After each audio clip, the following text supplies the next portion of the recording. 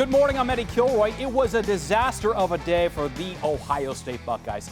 Not only did the Buckeyes fall to their arch nemesis, any hope of Ohio State making the college football playoffs are gone. The Wolverines powered their way past Ohio State Saturday at the Big House. Michigan jumping up 14-10 on Hassan Haskins' first touchdown run. Ohio State down 14-13 at the break. They struggled against Michigan defensive end Aiden Hutchinson, the future NFL defensive lineman with 3 sacks on the day. Afterwards, Michigan just kept pounding away with Haskins. Ohio State does fight back in the fourth. Travion Henderson from a yard out, he's good in. But Michigan drives right back down the field, and they would not be denied. 5 touchdowns by Haskins helps Michigan win 42-27. Michigan headed to its first ever Big Ten title game as the East Division champions. The Wolverines also take home their first victory against the Buckeyes since 2011.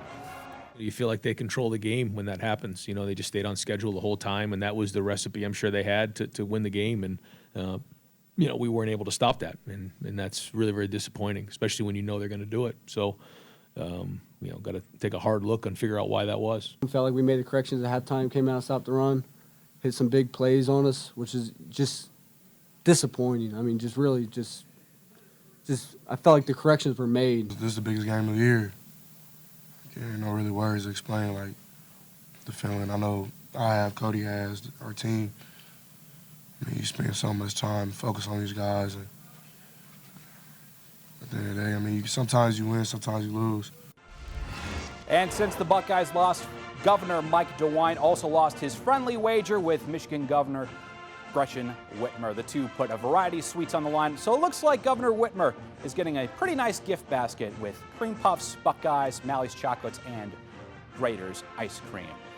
It is game day for the Dog Pound. Right now, our Browns are in Maryland preparing for tonight's primetime game against the Baltimore Ravens. Ravens winning their last 3 games against Cleveland by scoring at least 30 points or more. The good news is the Browns can beat the Ravens. In fact, their last win against the Ravens was at M&T Bank Stadium in Baltimore. Now, Browns fans have been concerned about the state of the offense in recent weeks, but the biggest challenge will be limiting former MVP Lamar Jackson. He's a great player, so we got to make sure that we're sound in everything we're doing, sound in our run fits, sound in our coverage, be ready to cover for a long time as he buys time. But we just got to, he's a great player, we just got to do our job. It is also a critical matchup with implications on the line for the AFC North standings and the playoffs. The Ravens currently hold first place in the AFC North despite no wins in the division so far this year. Now, the Browns could close that gap before hitting the bye next week, but like anything worth doing, it won't be easy. They're at the top and they're in the way.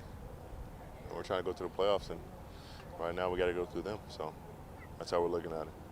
Bye week just gives us more time to study them and study what we did, hopefully what we do on Sunday.